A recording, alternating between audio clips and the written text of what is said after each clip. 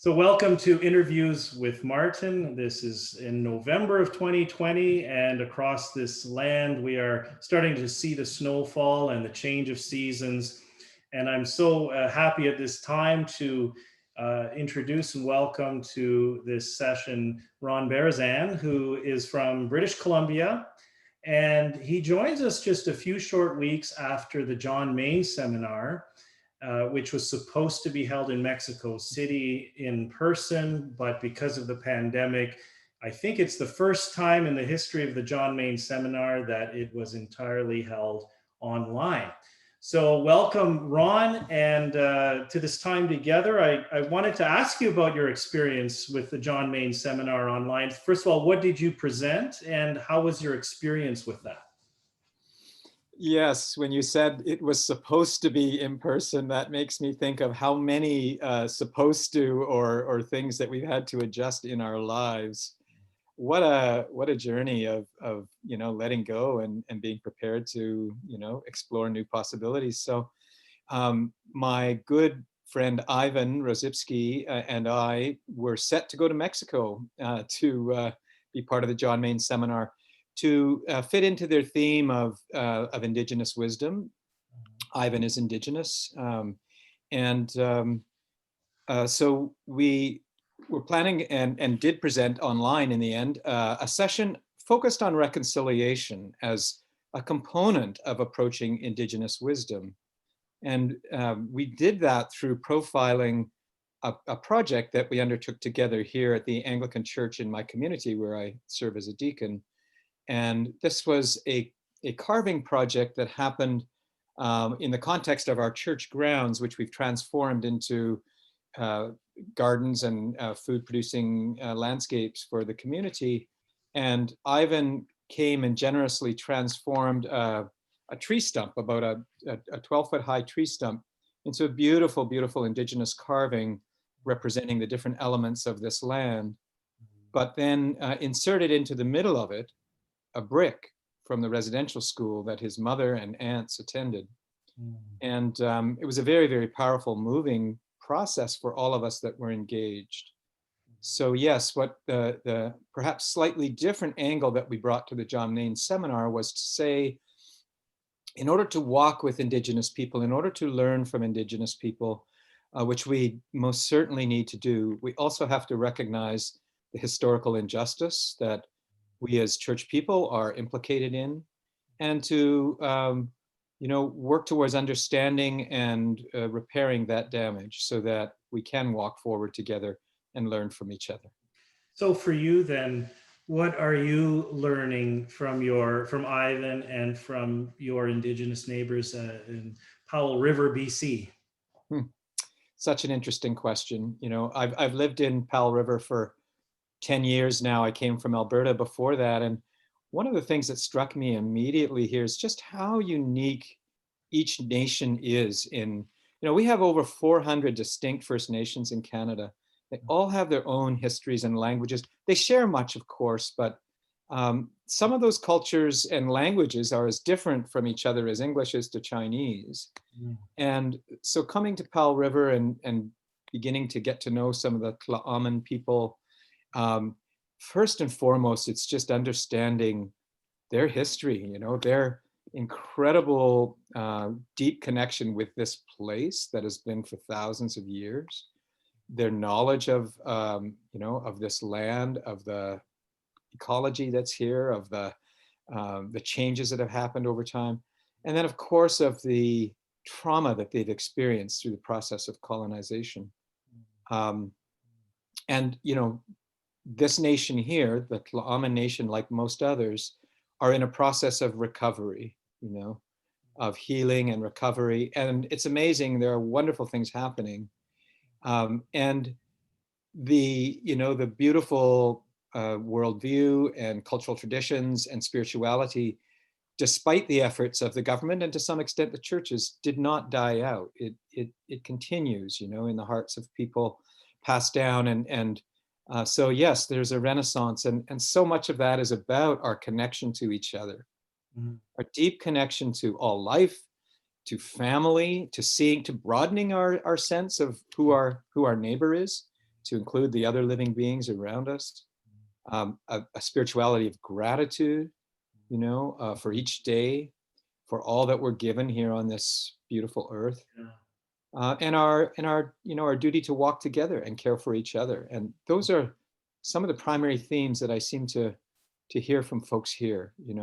And despite the tremendous trauma that it hasn't ended just because residential schools are no longer in existence, because these things get passed down, but still such a generosity of spirit from so many folks. I work with another nation in the interior of BC, and the welcome that I receive, and the openness, which I'm always very, very impressed by. Maybe you're answering my next question already. Was how is this prayer to you? I watched that video of Ivan putting the brick from that residential school into that tree that he was carving, and the image for me was of holding the pain as part of the healing and reconciling process. Um, and maybe in meditation, in prayer, that's part of the process too, that we have to hold what's there that's painful. But you added some other words like generosity or deep connection. How is this prayer for you? Oh, that's such again a lovely question, and I do think it is about not turning our backs on the suffering of the world. I think that is a certain impulse within spiritualities, both Christian and others, sometimes, is to want to escape, and meditators are sometimes accused of that.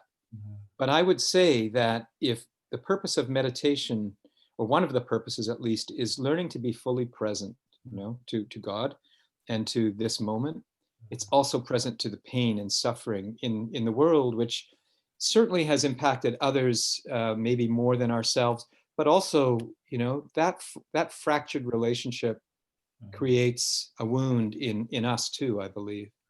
So yes, it's prayer because we are willing to put ourselves in the presence of ultimate reality, which includes things that are difficult and sometimes dark. Mm. And it's a sacrifice. And I'll say that in the story of the carving on our church property, when Ivan told me he wanted to put the brick in the carving, at first I was a little confused. And when he explained why and what the brick was, that it came from the residential school that his mother and aunts attended, it made perfect sense. And I was a little bit nervous to see how the congregation would take that, because now we had on our church property an ongoing physical witness to this history that is very, very difficult for many of us to acknowledge and then to, want to heal from.